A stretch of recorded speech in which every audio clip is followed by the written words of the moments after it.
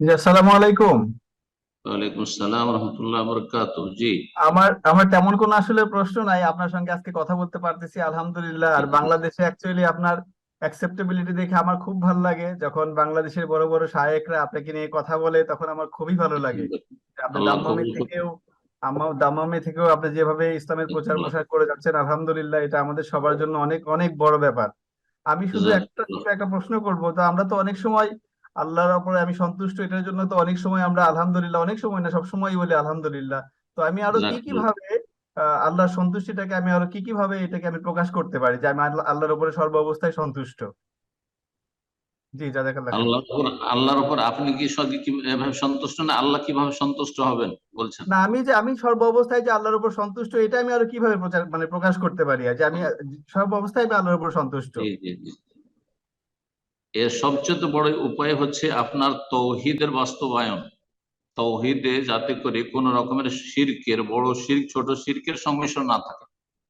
কারণ আল্লাহ রাব্বুল আলামিনের যথাযোগ্য মর্যাদা হচ্ছে তাকে শিরক মুক্ত ঘোষণা করা। লা শারীকা লাহ, লা শারীকা লাক, আল্লাহ তোমার কোনো শরীক নাই। লব্বাইক আল্লাহুম্মা লব্বাইক, লব্বাইক লা শারীকা লাকা লব্বাইক। কতবার একজন হাজী পড়ছেন এহরাম অবস্থায়, কিন্তু অজ্ঞতার কারণে এতবার সাক্ষী দিয়েও গিয়ে আবার শিরক বিদআত করছেন, মাজারে ধর্ণা দিচ্ছেন, অথবা তাবিজ তোমার এর আশ্রয় নিচ্ছেন, কবিরাজ ওঝার আশ্রয় নিচ্ছেন।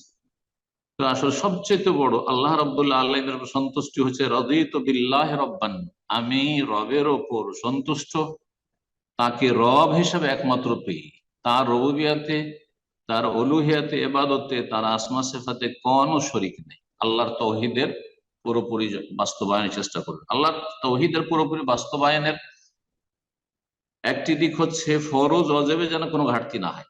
শুধু এই নয় যে আপনি তৌহিদবাদী এক শ্রেণীর আমাদের দেশীয় আহলে হাদিস জনগণের মতো, কিন্তু পাঁচ ওয়াক্ত সালাতে গাফিলতি, ফরজ অজেবে গাফিলতি, হারাম খাচ্ছে, সুদ খাচ্ছে, হারাম যৌতুক নিচ্ছে, হারাম কার্যক্রমে বিয়ে শাদিতে লিপ্ত, না না না, তাহলে এটা তৌহিদের বাস্তবায়ন হলো না।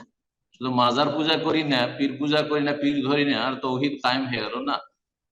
মূল তৌহিদ আছে কিন্তু ফুল তৌহিদ নেই। মূল তৌহিদ আছে কিন্তু ফুল তৌহিদ নেই। ফুল তৌহিদ হচ্ছে ফরজ অজেব পুরোপুরি আদায় করবে, যাতে আল্লাহর কাছে আপনি আসামের কাঠগড়ায় হাজার। এটা করণীয় কেন? এটা তো জরুরি ছিল, অজেব ফরজ। হারাম নাজায়েজের কাছে যাবেন না। যা আল্লাহ হারাম করেছেন, তার রাসূল হারাম করেছেন সাল্লাল্লাহু আলাইহি ওয়াসাল্লাম, হারামের কাছে যাবেন না। জি। ফরজ ওয়াজিব আদায় করে হারাম নাজায়েজ থেকে বেঁচে থাকবেন, তৌহিদের প্রতিষ্ঠা করবেন। তারপরে আল্লাহ রাব্বুল আলামিনের উপর যে আমি সন্তুষ্ট, সুতরাং আমি যথাসাধ্য বেশি বেশি সুন্নত নফল আদায় করব। নফল ইবাদত বন্দেগী বাড়াবো, নফল সালাত, নফল দান সাদাকা, নফল সিয়াম, নফল হজ উমরা ইত্যাদি, নফল আরো জনকল্যাণমূলক কাজ, যে কোনো রকমের নফল কাজ যেগুলি হয়তো ওয়াজিব নয় সেগুলি করা, নফল এলেম চর্চা করা। এলেম আছে আলহামদুলিল্লাহ, ইবাদত বন্দেগী করার সময় সমান একজন মুসলিমের, কিন্তু সারা জীবন সে এলেম শিখেই যাচ্ছে, এলেম শিখে যাচ্ছে। তো এগুলি হচ্ছে আল্লাহ রাব্বুল আলামিনের সন্তুষ্টি। এবং তার সাথে আর একটি কথা বলে দিই এই বিষয়টিকে সম্পূর্ণ করার জন্য, তা হচ্ছে যে আল্লাহ রাব্বুল আলামিনের সামান্য কোন নিয়ামত, যেটা সামান্য মনে হচ্ছে দুনিয়ার এক অধিকাংশ লোকের নজরে, সেটা আপনার কাছে অনেক বড়, অনেক বড়। সাধারণ একটি উদাহরণ দিই, যদি আল্লাহ রাব্বুল আলামিন এমন পরিস্থিতির সম্মুখীন করেন যে ডাল ভাত ছাড়া কিছু পাচ্ছেন না, বা ভাত পাচ্ছেন না, সপ্তাহ চলে যাচ্ছে, মাস চলে যাচ্ছে, ভাত পাচ্ছেন না, শুকনো রুটি, লবণ রুটি, তাতে সন্তুষ্ট আলহামদুলিল্লাহ। আল্লাহ ভালো রিজিক জুটিয়েছে, এটাও অনেকের জুটে না। আল্লাহ সুস্থ রেখেছেন, অনেকে অসুস্থ, খাবারের অভাব নেই কিন্তু খেতে পারে না। এইভাবে আল্লাহ রাব্বুল আলামিনের ওপর যে আপনি সন্তুষ্ট, আপনি সেটার বহিঃপ্রকাশ ঘটাবেন। অবিল ইসলামে দিনান, দিন ইসলাম পেয়ে যে কত ধন্য আপনি, আর কত গর্ববোধ করছেন। সুবহানাল্লাহ, অসংখ্য মানুষ, অধিকাংশ মানুষ পৃথিবীতে আজকে হ্যাঁ ইসলামবিহীন জীবন যাপন করছে, বেদিনের জীবন যাপন করছে, ভ্রান্ত দিনের, ভ্রান্ত ধর্মের পথিক।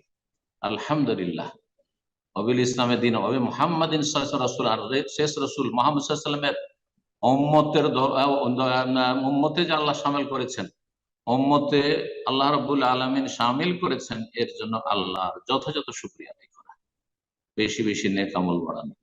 আশা করি বিষয়টি স্পষ্ট হয়েছে। আল্লাহ আমাদের সকলকে তৌফিক দান করে, তৌহিদের বাস্তবায়নে তৌফিক দান করে, শিরক বিদআতকে আল্লাহ বাঁচিয়ে রাখেন, সুন্নাহ মোতাবেক জীবন যাপন করবেন, বিদআতের ধারে কাছেও যাবেন না। আপনি বিদআতের দিকে যাচ্ছেন, তার মানে আল্লাহর বিধান যা রসুলের মাধ্যমে এসছে তার সমান অন্য কিছুকে মনে করছেন কমপক্ষে আপনি, এটা চরম অন্যায় কাজ, অনেক সময় ঈমান ভঙ্গ হয়ে যেতে পারে।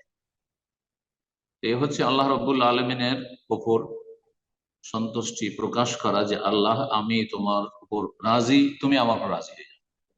আর বেশি বেশি দোয়া করবে, রাদিতু বিল্লাহি রাব্বান ওয়া বিল ইসলামি দীনান ওয়া মুহাম্মাদিন সাল্লাল্লাহু আলাইহি ওয়া সাল্লাম নবিয়্যান ওয়া রাসূলা। আল্লাহ কবুল করুন।